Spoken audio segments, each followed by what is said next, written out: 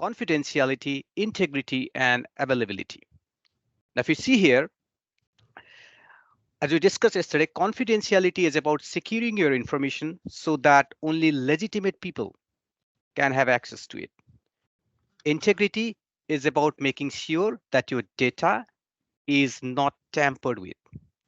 That is integrity. And availability is making sure that your server or your data is available round the clock to the legitimate users. That is availability.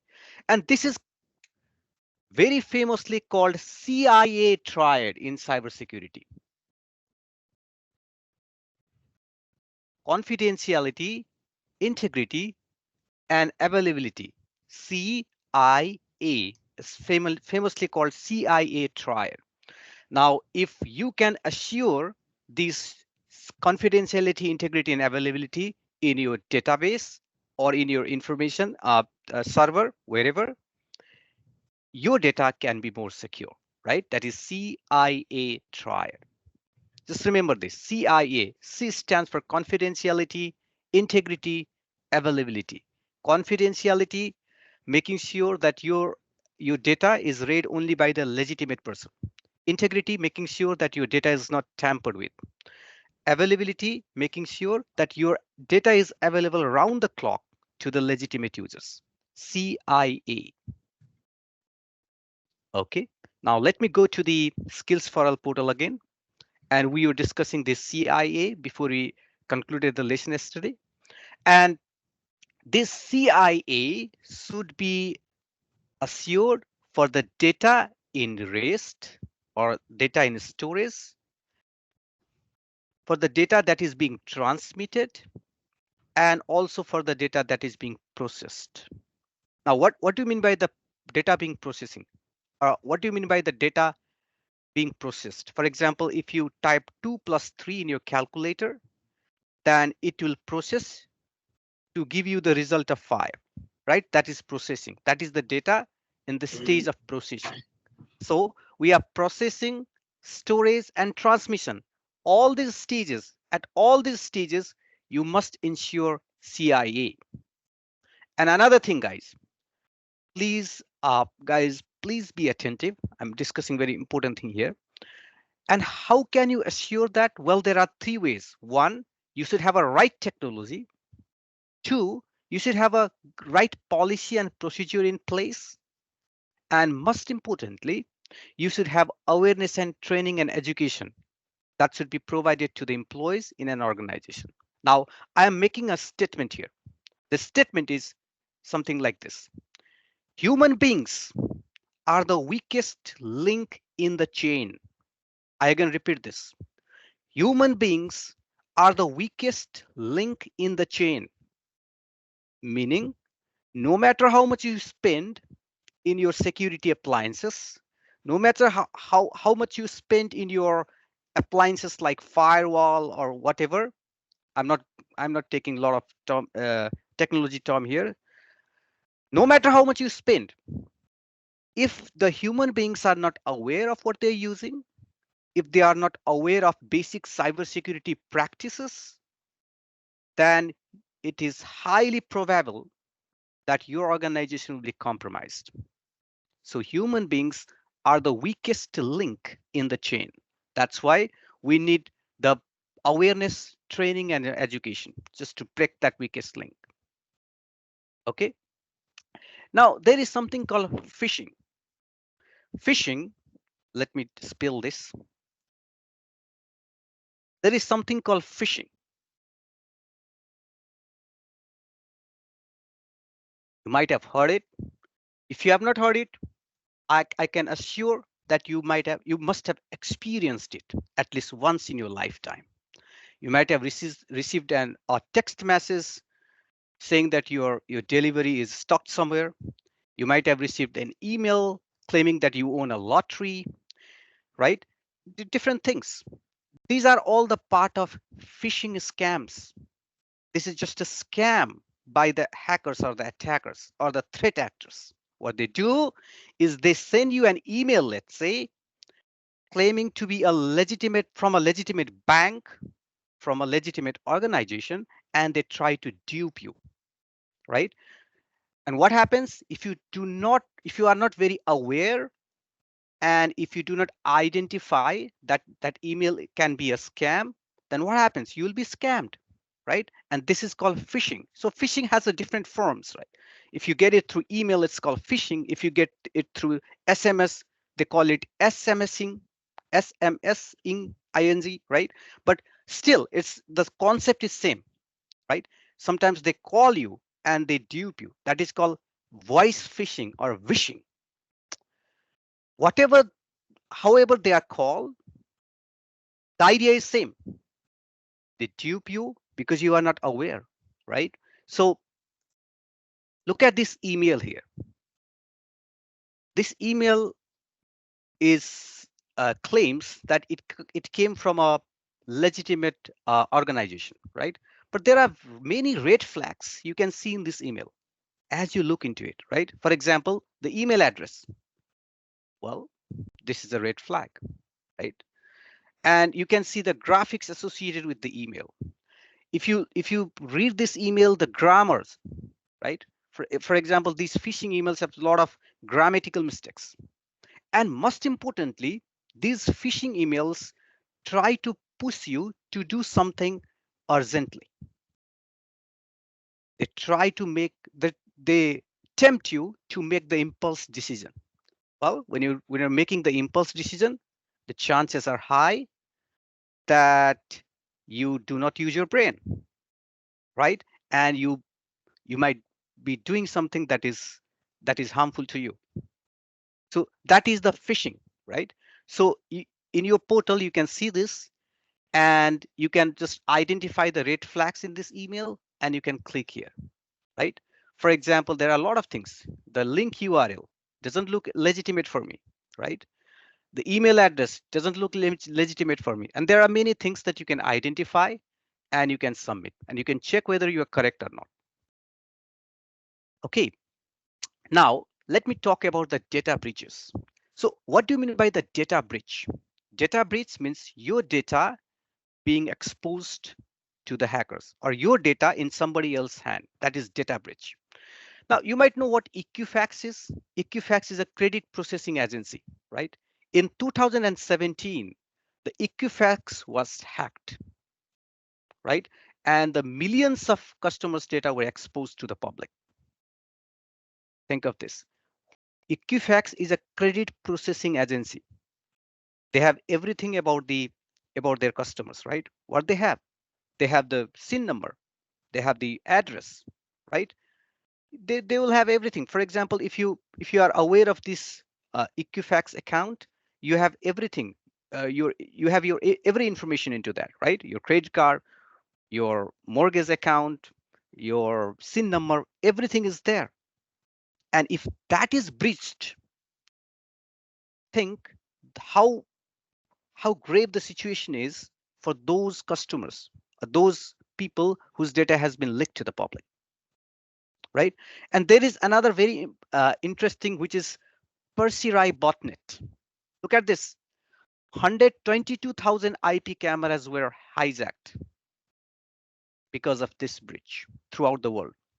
Now, this breach is called DDoS, or distributed denial of service attack. Now, what is that, guys? Just please bear with me when I'm explaining this, okay? There is something called DOS, or denial of service attack. And there is another, which is DDoS, called distributed denial of service attack. Now in DOS, let's say this server is a victim in this case. This is a victim. There is only one system that is attacking a victim. And how they attack the victim? Well, they send too much of request to the victim so that the victim gets crippled. They cannot serve anybody. That is too much of traffic. So traffic means request, right? So a single system, when sends too much of request to the victim, that is called denial of service attack. Now this can be blocked very easily. If you know which system is causing this, you can block that system, block that address of that system, IP address, if you don't know. But in the distributed denial of service attack, what the attackers do is First of all, they compromise lot of devices throughout the globe. These devices that are being compromised may be your garage door, maybe your fridge door, which are less secure. Because how much security do you place to your laptop? You have your firewall in the laptop, you have your antivirus in the laptop. Do you have the same thing to your thermostat, in your thermostat? No, you don't. Do you have same thing in your garage door if it's uh, connected to the internet? No. Do you have same thing to your television? No. Do you have same thing to your fridge door? No. So we don't secure as much as you secure our laptop, right? We don't secure as much as, to our we don't think of securing our IoT devices as we think of securing our laptops or desktops, right? So what the hackers do is they find these devices and they first compromise these devices, and these are called bots. Bots come from robots, right? And these bots are grouped and they are called botnets. Botnet means the networks of bots. And what the attackers do is these botnets, now they are like a slave for those attackers, right? they they they they do whatever the attackers want them to do.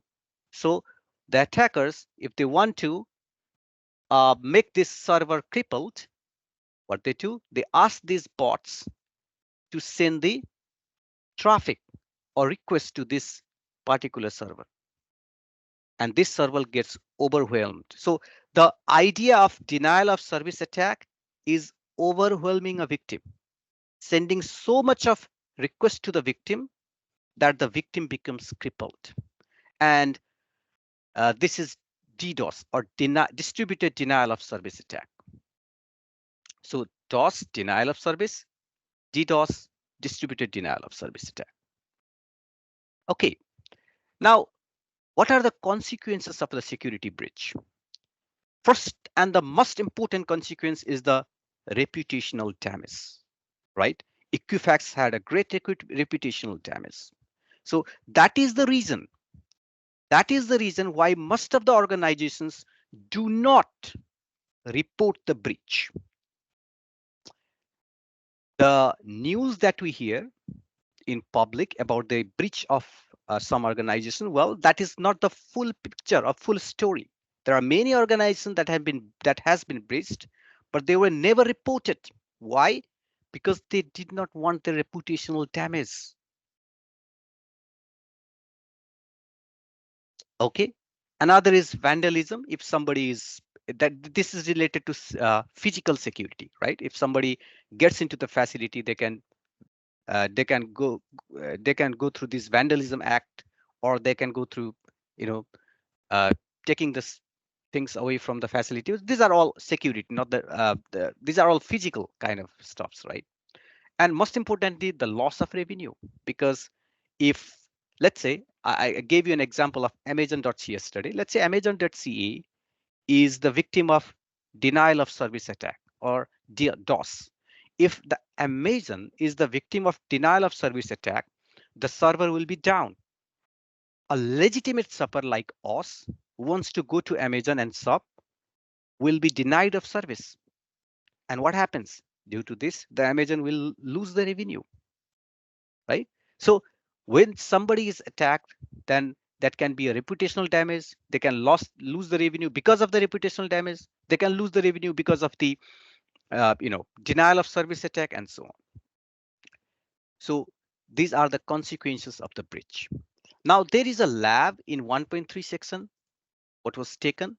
I encourage all of you to go through this lab. Due to the time constraint, I cannot. Now the next topic that I'm discussing here is about the hackers. Hackers. We all think hackers are bad guys, right? But not necessarily, guys. Hackers are not necessarily the bad guys. You can see here, there are three types of hackers: white hat, gray hat, and black hat. These white hat hackers are the good guys. White hat hackers are also called penetration testers, or PT in short. So these white hat hackers are the skilled people who are hired by the organization to be hacked. For example, what the organization do it, they hire the hackers and they ask them to hack their own system, own infrastructure. Why? Why do they do that? Because they want to know the loopholes in their system. And these white hat hackers help them to do so. And these are also called penetration testers. This is a great career if you want to enter into it. You should have some programming knowledge, you should have some knowledge of operating system and some few tools and technologies, right? This is a great career now, white hat hacking. These are good guys because they help the organization to improve their security posture. Now we have something called black hat hackers. So these are the bad guys. These are the hackers we know. What they do is they do everything for their personal gain, money, for political gain and whatever, right? These are the black hat hackers. Now we have something called gray hat hackers. Gray is the color that is the combination of both black and white. So gray hat hackers cannot be called good guys, cannot be called bad guys. They are kind of, I don't know, kind of thing, right? They they are in the gray zone, right? That's why they are called gray hat hackers. I'll give you an example. Let's say you are a very uh, good guy with high skills, and you went to an organization's website and found that that website could be hacked easily. So you hacked that website, but you did not do anything. You never stole the information from that website. You never, asked any money with the owner of the website. But what you did is you hacked the website and let the owner know or let the public know that the website was very weakly designed and it can be hacked easily. For instance, I did it. Let's say. Now, did you do the good job or bad job? You hacked somebody else's website, but you did not do anything wrong. You let the owner know that, look, I hacked your website and your website is so weak. You should reconsider making it more strong. Now, did you do the good job or did you do the bad job here? Well, you did the good job because you let the owner know that their website is weak. But were you allowed? Were you allowed to go to any other's website and test your skills? No, you weren't, right? That was you're not allowed by the law to go to any other website and test your skills. So this is neither good nor bad. It hangs in balance, guys. So these kind of hackers are called gray hat hackers. So white hat, gray hat, black hat.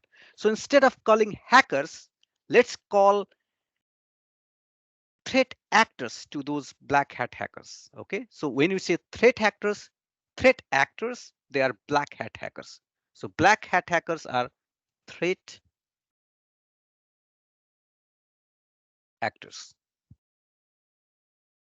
Okay. So now let's see. Let's see this, guys. Uh, I'm not going through every examples, but let's take the first example. Now, what is the color of my hat? This is the question. Okay.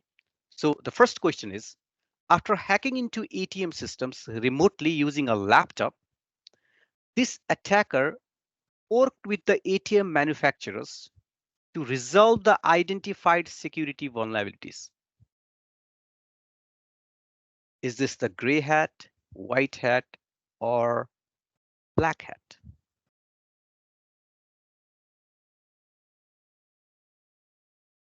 Similarly, let's take the last option or this one. This attacker job is to identify weakness in company's computer system. The job, this is the job of the attacker. This is white hat, right? Let's say this attacker transferred 10 million into the bank account using customers' account and PIN credentials gathered from recordings. Transferred 10 million, did something very bad, black hat hacker. So the hat that you are using, right? So we are trying to train you to become the white hat hacker. Okay. Now, uh, please go through this exercise. It's going to be very interesting, right? Now, there are internal and external threats. Internal threats can be from the internal employee, right? Internal employee can intentionally or unintentionally harm your organization. Intentionally means there can be some disgruntled employee, right? Not happy with the company and having some skills can do something that is detrimental for the company. And these other kinds of employees are the innocent employees, but they are not trained enough. They don't know the awareness aspect of the things, right? So if they are inside the company's network, they click some phishing email. What happens? What happens if they click some phishing emails? Well, the company's network is compromised, right? So we have internal threats and we have external threats. Please go through this. Now, next one is cyber warfare. Now, in the cyber warfare, guys, this is very interesting topic and important in today's context. So if you have heard about, I think that was in 2016, a power grid of Ukraine was compromised or attacked. Now, not attacked by bombs or weapons, it was hacked. And as the result of which, there were many people under darkness for long hours, right? That was in 2016, I suppose. Now, that was Ukraine being attacked by by some other country. This is one example of cyber warfare. Now, in the modern context, the war is not necessarily, you know, done with or war is not about guns, ammunitions, or bombs or whatever. They are about digital weapons. Digital weapons, guys. I'm again stressing that digital weapons. For example, when they were attacking the Ukrainians' uh, power grid, they were using some malware. And I'm coming to malware later, but that was a digital weapon.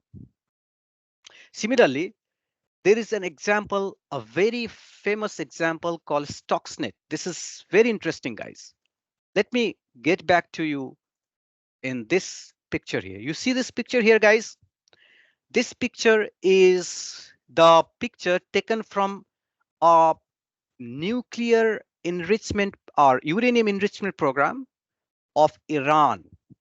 And these cylinder-like looking structures are the nuclear reactors that are used for uranium enrichment. Now, I don't want to go to this, what is uranium enrichment and what is uranium and how this nuclear energy is produced, but I'm I'll try to be as basic as possible and explain what happened. Okay, guys? So please listen to me carefully. So what happened during this time is Iran was undergoing the new uranium enrichment program. So uranium enrichment program would help them to produce the nuclear energy. Nuclear energy can be used in a good way, means you can electrify uh, the buildings, you can have industrial revolutions once you have the power, right? It can be used in a good way, or nuclear energy can be used in a bad way. You know what, right? They can be used to create nuclear weapons like nuclear bombs, whatever. Now, Iran was claiming that they all had the good intentions and they were trying to industrialize their nation, create more energy and power. But there were some countries in the world that did not believe the Iran's, claim that they were doing this for the good cause. They thought that Iran was Iran was creating something, some weapon against them. So what they did is they somehow attacked. Listen to me, guys. They somehow attacked the computers that controlled these reactors. So these reactors were also controlled by the computers. Actually, it is called SCADA system. I'm not going to the depth of it. Let's say computer right now. Now, these uh, reactors were also controlled by the computers. Now, what happened is they they somehow infected these computers with the malware. Guess what happened after that? These nuclear reactors were still running. They were running. The scientists had no clue that there was some malware that was causing the problem. They were running, but the uranium enrichment was not happening.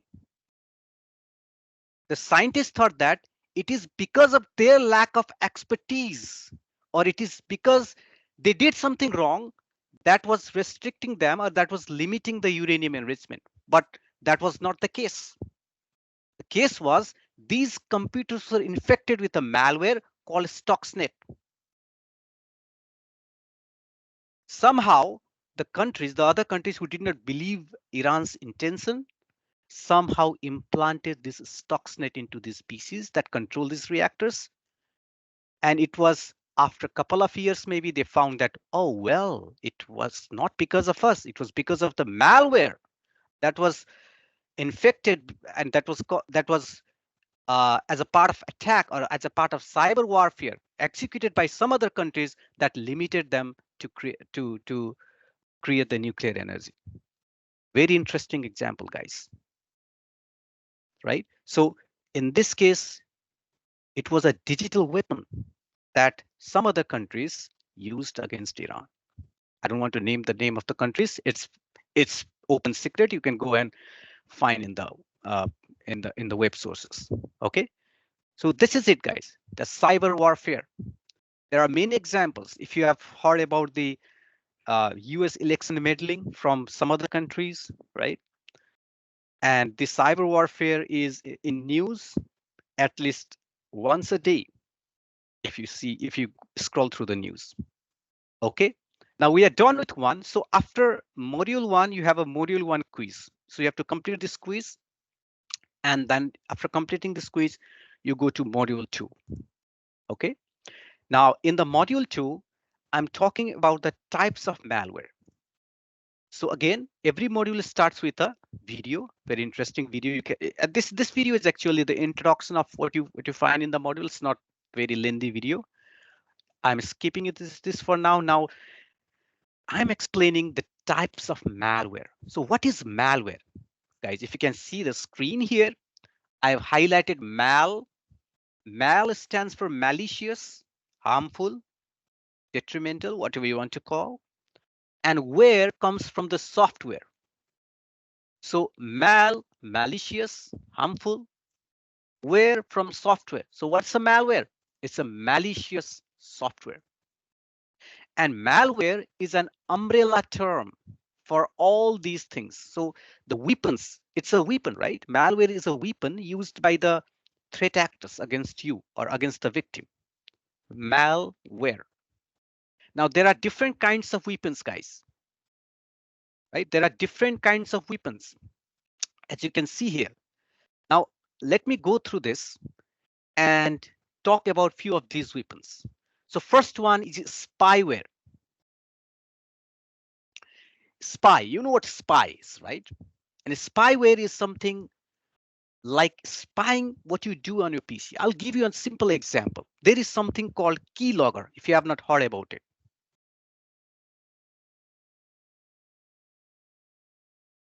There is something called keylogger. Let's say if somebody installs keylogger into your PC, I'm just giving you a picture, okay? If somebody is successful in installing keylogger into your PC, what happens? The keys that you type while you are using your PC will all be logged. Log means record. Will all be logged and sent to the person, sent to the threat actor. Think of this scenario, guys. Whatever you type, you will type your email address, you will type your password, you will type your whatever, your secret text messages, whatever you type will all be logged encrypted, not in, I'm not, just don't get confused with this word, but will all be logged and sent to the hacker.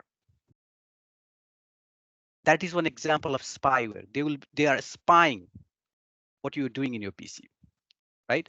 Another is adware. Adware is very simple. It is just, popping off of different ad when you are using your PC. This you might have experienced it before, but this can be really, annoying, and sometimes this can be detrimental too. That is adware. Another is the ransomware. This is something that I want to discuss. What is ransomware? And ransomware is the must used attack or mostly used weapon these days by the threat actors. Now, what is ransomware, guys? If you don't know what ransomware is, I'll just give you one news. I'll let you know one news that was in early 2023 or late 2022. Sick Kids Hospital in Toronto was the victim of ransomware attack. Think of this. Kids Hospital in Toronto was the victim of ransomware attack. So what does this attacker do? Well, these attackers will make your system captive. For example, they will encrypt everything in your system. Encrypt means they will make your system such that you cannot access your system. It's your system, but you cannot access it. And what they will do is they will ask a heavy sum of money just to release that, or just to, you know, release you back the system. That is ransomware, right? So this is an example of the ransomware that was called WannaCry ransomware. Now the name itself is very descriptive, right? WannaCry. In this WannaCry ransomware, what happened is the same thing happened. A lot of pieces were infected, and look at this. You get this screen once you are infected, and what happened to my computer? Your files are encrypted, meaning you cannot see your files. Now, how can I recover my files? Well, we guarantee that you can recover all your files safely and easily, but you do not have enough time. Look how they are threatening you. Now, but if you want to decrypt all your files, you need to pay. You only have 3 days to submit the payment.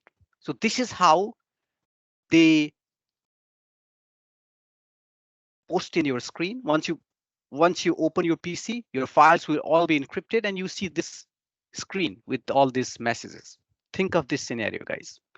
If it is a personal PC, maybe that not that much of an issue, but think of this scenario happening on the organization's server or organization computer,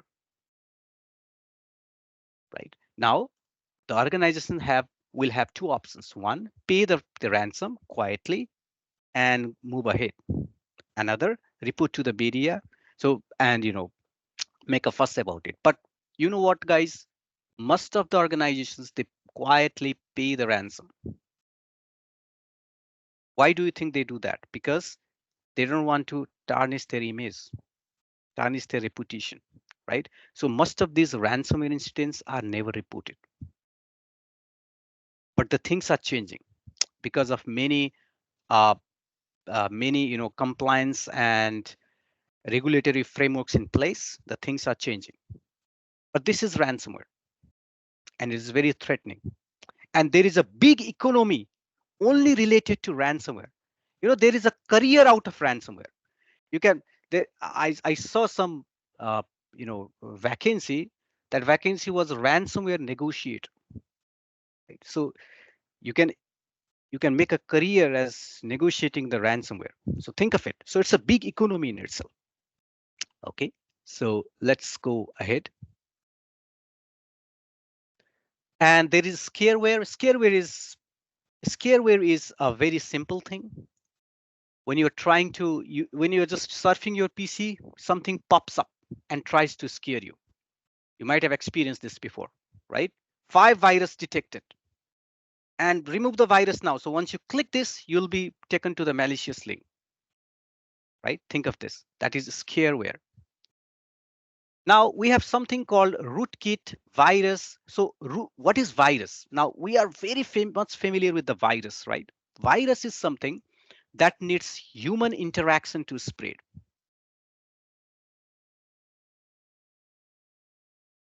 So if I send you a virus, but if you never interacted with that virus, maybe you did not open it, you did not, execute it, you will not be infected. So virus needs human interaction. And there is another worm. It does not need human interaction, guys. It spreads itself. I'm again telling you that worm does not need human interaction and it spreads itself. Now remember that Stuxnet example, the Stuxnet that crippled Iranian nuclear plant, that was worm. Stuxnet is an example of worm. What happened? One PC got infected and maybe it spread throughout the whole reactors and other pieces. Stuxnet was in worm. So look at this. This code red worm, it was a very famous worm that infected a lot of pieces throughout the world. Look at this. Initial phases, it infected these areas and this was the density. But just after 19 hours, look at this. Look at how rampant it became. This is code red worm, right? And there is another important one called Trojan horse. Now, guys, I really enjoy teaching this Trojan horse thing. Uh, it comes from the history. So in the historically, there was a city called Troy in present day Turkey. You know what where Turkey is, right? It's I think in Asia and Europe, between Asia and Europe. So Turkey, in present day Turkey, there was a city named Troy, a very famous city, of a rich city, right? And of course, there were Greeks on the other side of the sea. So there was a long war between Greeks and the Troy people. It went on for a decade, 10 years, but nobody was winning. So what happened in the last is the Greeks, they played. What they did is they considered the defeat and they sent this structure, a Trojan horse, to the Troy people as a gift kind of thing. They did not know that inside this horse there were soldiers hiding, right? Now Troy, the people were elated because they thought that they won the war, a decade-long war. They were celebrating. In the night, even the palace, the king was celebrating, everybody was celebrating, right? And at the time they were celebrating, these soldiers came out of this horse and they opened the gate of Troy. Those days, the city used to be, you know, safe because they had a big gates, right? So they opened the gates of that Troy city. And guess what? All the Greek soldiers, they swarmed into the city. They burnt the whole city, killed almost everybody in that city, right? This is the historical, connection of this word Trojan horse. Looked very harmless, but caused a lot of harm. Similarly, Trojan horse looks a harmless software, a harmless, you know, harmless PDF, but it will it will cause a great harm, right? Yes, the Trojans walls were impenetrable. That's why they deployed this and they opened the door into the city. And that's Trojan horse. Okay, guys, this is very interesting. And there is rootkit. Rootkit is something that is undetectable. And there is a backdoor. Backdoor means the this is kind of malware which will provide the access to the attackers, access to the victim system without entering the username and password or the credentials. That's why it's called backdoor. Now I'm explaining all this in a very high level. Now I hope you will be able to differentiate between virus or worms, and that's the whole idea after this explanation. Okay. Now the symptoms of malware. Every malware, whether that's virus, worms, They are in your PC or they are in the victim's PC because they have a purpose, right? So they will be doing a lot of things inside your PC. For example, the keylogger will be logging all the keys, encrypting those, doing some processing, and then sending it back to the attackers, right? So the obvious symptom of any malware is increased CPU uses. Increased CPU uses is the obvious and the most uh, concerning, symptom of the malware. And there can be other symptoms like decrease in the browsing speed, right? And the presence of unknown files. If any one of you have ever been infected with any malware, you might have felt one or multiple of these symptoms. Okay, and these are symptoms of malware. And of course, there is an increased CPU uses because the malware is there because it has a purpose, right? Now, I hope now you can differentiate between different kinds of malwares. And malware is again is an umbrella term, as I told you. It is an umbrella term, and there are different types of malware, right? So for example, just to make you remember it, I hope this looks like an umbrella. So this is a malware and virus, worm, Trojan horse, or whatever, right? Rootkits. These are all the types of malware. Right? Okay. Now we'll begin the methods of infiltration. And first of all, we'll talk about social engineering. So we'll just introduce social engineering and call it a day for today. Now, what is social engineering? We talked about hacking. We talked about different types of malware, right? These all talks were related to hacking a system, a digital system. But social engineering is something different. It is about hacking the human head, hacking the human brain. How? Because by using certain features of human beings. For example, as human beings, we try to help others. As a human being, we have the tendency of believing someone easily, right? So using these normal human traits, the hackers are used to engineer you, and that is called social engineering.